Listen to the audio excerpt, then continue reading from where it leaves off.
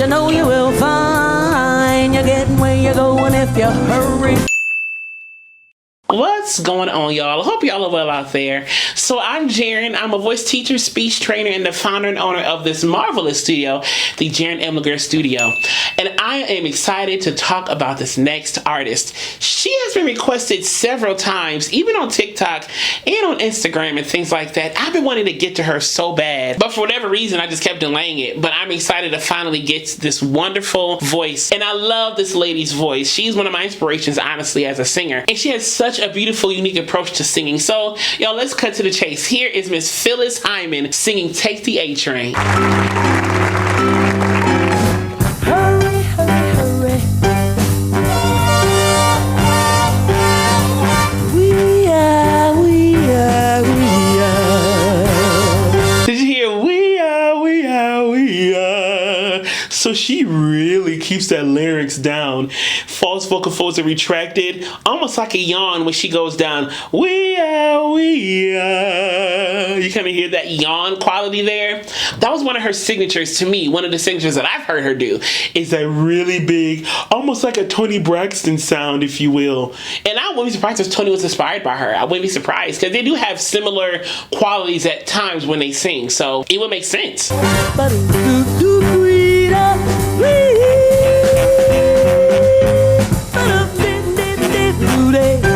Hurry, hurry, hurry. Take the A train to find the quickest way to get to Harlem. I said, if you should take the A train, don't you know you will find you're getting where you're going if you hurry. Also like her singing jazz. I like PHYLLIS Hyman's voice on jazz tunes. I think she has a very jazzy voice. I mean, also very R&B, you know, things like that. But she knows how to sing songs like this. And I love that she always stays true to who she is as a vocalist. She never tries to do too much or too little. She always stays true to who PHYLLIS is as a vocalist.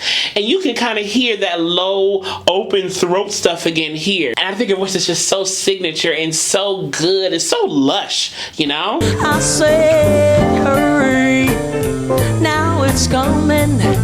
Ooh, ooh, can't you hear the rails humming? Can't you hear the rails humming? And she almost kind of has like a wide bite, humming. And it's almost a little soft palate dropping a little bit, humming. So you have that yawn and a little of the soft palate dropping. I bet you that soft palate really dampens and warms up the sound a little bit for her, which makes it so warm and lush, you know, instead of humming, which is kind of like how I would do it. Mine is a little more brighter, but hers has a little more of a dampening, warmer, lush quality than mine does. With it, if you should take the A train, I don't you know you will find you're getting where you're going if you hurry. Fine. She really dropped a soft palate. You know, you're fine. I'm not doing the lick right, but you know, she did fine. And she got lighter as she went higher. You know, you're fine.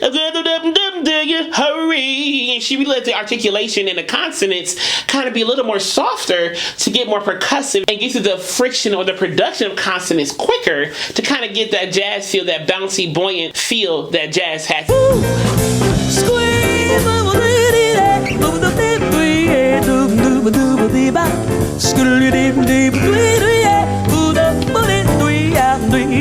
So clearly she's scatting right here. So what I've noticed with scatting, with scat singing, is that a lot of times certain people use certain groups of consonants and sounds. That's one thing that I've noticed. Different people who scat, they have certain vowels or certain consonant clusters, certain syllables, certain nonsense words that they usually gravitate towards when they scat. And everybody's bag of words is different. And here I feel like she really sticks to certain words and certain sounds when she sings, but you can also hear her vocal tract changing shape. Now you can kind of really hear her layers go up and down, and so you kind of hear a lot of things happening, manipulations happening in her vocal tract and in her anatomy that really makes these sounds pop. And she's using a lot of consonant clusters and things like that. Booty, ba, ba, like that, and I'm not doing them exactly like her. She's using a certain group of consonant sounds and things like that. That is so smart to me, to know your bag of tricks and to know how to access your bag of tricks instead of trying to think of new stuff all the time. Look, it's tried and true. Go to your bag of tricks. If it works, it works. I think this is so smart to scat like that, to have a certain group of syllables, certain group of sounds that works for each artist. It's smart. To me, it's smart.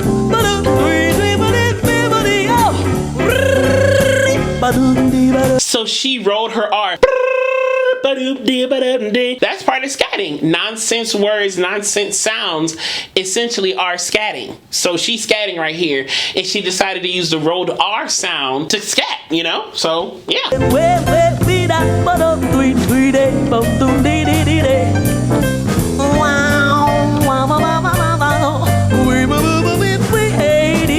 Wow, so she kind of got more nasal and like that soft palate drum. Wow, almost like a trumpet, like a muted trumpet. Wow, wow, wow, wow, wow, wow, wow, wow. Then she went and went back to that open throat yawn quality that I keep talking about. So she went from that nasal, soft palate dropped, velum dropped, to more so the open up, you know, like that.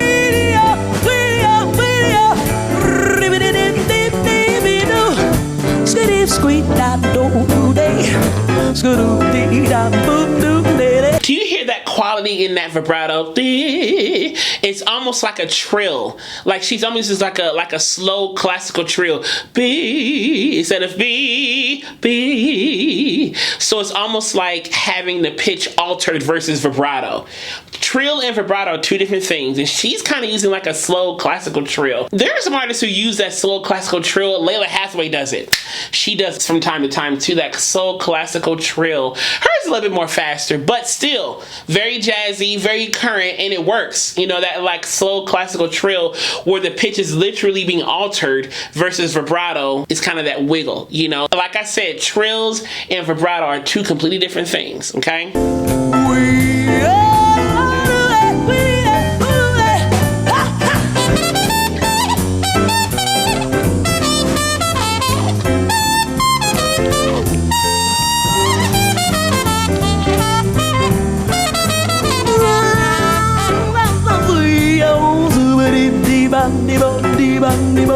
So she had that soft palate thing going on again. And then she kind of went back to that yawn quality, that big throat quality again.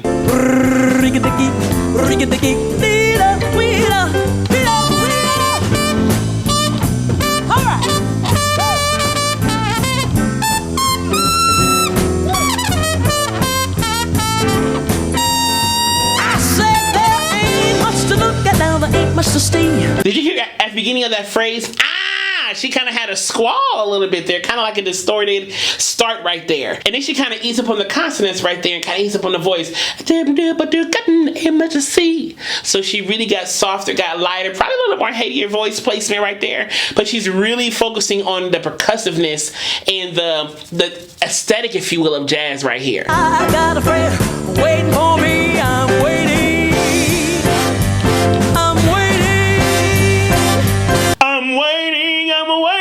You see her mouth? It's kind of like here, instead of I'm waiting. So kind of like the bottom teeth are kind of out. Waiting. I'm waiting for the A-train.